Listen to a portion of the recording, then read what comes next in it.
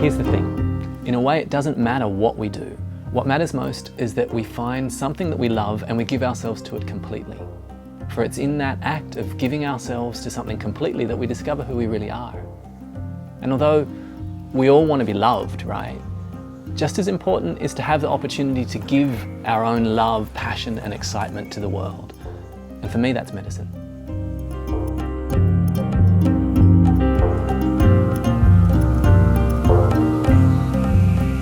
They say medicine is both a science and an art, but these days we've got the science part at the expense of the art. But Dr. Google is always going to do the data part of medicine better than us mere mortals. And the universities, they're forgetting how to teach the students the art of turning information into wisdom. And that's the human element, right? It's not just about technical proficiency and rote learning.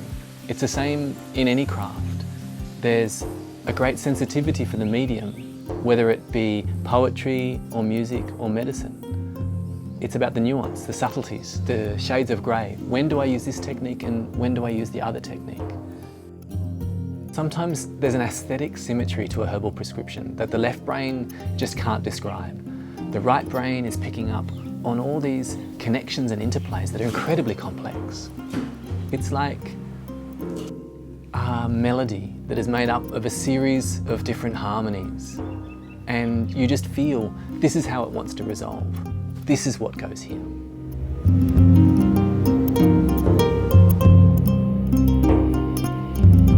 Many years ago, I asked the Dalai Lama's personal physician what was the most important thing for me to study in Tibetan medicine. And he answered compassion. And of course, I, as a precocious 24-year-old, roundly ignored this guy with 5 decades of experience because I thought, well, he's Tibetan, of course he has to say that. But now, 15 years later, and I'm finally understanding what he meant. We already know about the power of the mind and that the placebo effect is the most potent force in medicine. And yes, that applies to surgery too.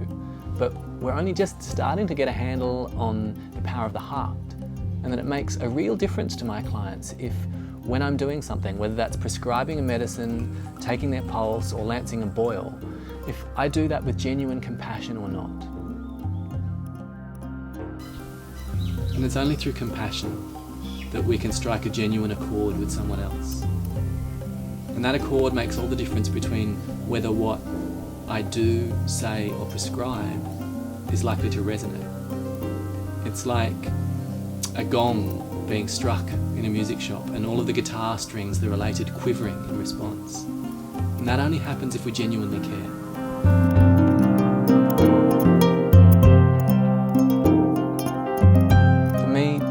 Personally, one of the greatest teachings of the medicine path has been the realization that there's no such thing as disease.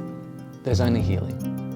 Whether that's the healing of your body getting a fever, or the healing that someone relates that they receive from having had cancer, even if it's killing them.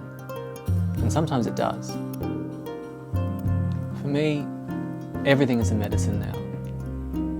Even if it feels like a medical crisis, it's actually a crisis of healing. Menopause is a medicine. Falling in love is a medicine. Breaking your leg is a medicine. Falling out of love, losing your job, a hot bath, a sunset, a hug. It's all healing us of our primary disease, this lack of ease, a feeling of being ill at ease in the world, that sense of separation. That sense of separation really is our primary dis-ease. Everything else is medicine. Even death is a medicine if we approach it with grace and possibly even gratitude.